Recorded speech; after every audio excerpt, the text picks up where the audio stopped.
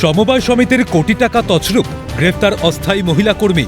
হুগলির গোঘাটের নকুণ্ডা সমবায় কৃষি সমিতির 2013 থেকে 2019 সাল পর্যন্ত এই 7 বছর সমবায়ে কোনো নির্বাচিত বোর্ড ছিল না। সেই সময় কোনো অডিটও হয়নি।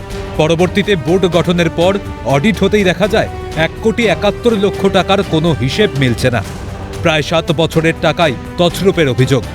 2024 সালের ডিসেম্বর মাসের ঘটনায় সমবায়ের প্রাক্তন সেক্রেটারি তপন ঘোষ 4 জনের নামে লিখিত অভিযোগ দায়ের করেন। ওই সমবায়ের ম্যানেজার বিশ্বজিৎ মালিককে সাসপেন্ড করা হয়।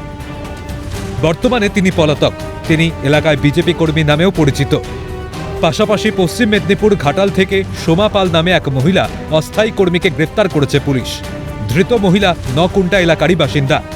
এর আগে সমবায়ের কোষাধ্যক্ষ লক্ষণ মালিককে গ্রেফতার করে পুলিশ। 4 বছরের অডিটের একটা অর্ডার পেয়েছিলাম, সেই 4 বছর অডিট করালাম। অডিট করানোর পর দেখলাম যে 1,70,00,000 টাকা নেই। 2 তারিখে কেসটা 4 জনের নামে, বিশ্বজিৎ মালিক, লক্ষণ মালিক, সোমা পাল, নিরঞ্জন মেটে, এই 4 জনকে দোষী সাব্যস্ত করে আমরা কেস করি। কেস করার পর পুলিশ এতদিনে তুলতে লেগেছে। এলাকাতে বিজেপির লিডার হিসেবে পরিচিত রয়েছেন তিনি। সেই বিজেপির লিডার এই 1,71,00,000 টাকা যে সমস্ত বেনিফিশিয়ারির অ্যাকাউন্ট থেকে তছরূপ হয়েছে তাদের অ্যাকাউন্টে ফেরত দেওয়ার ব্যবস্থা করতে হবে।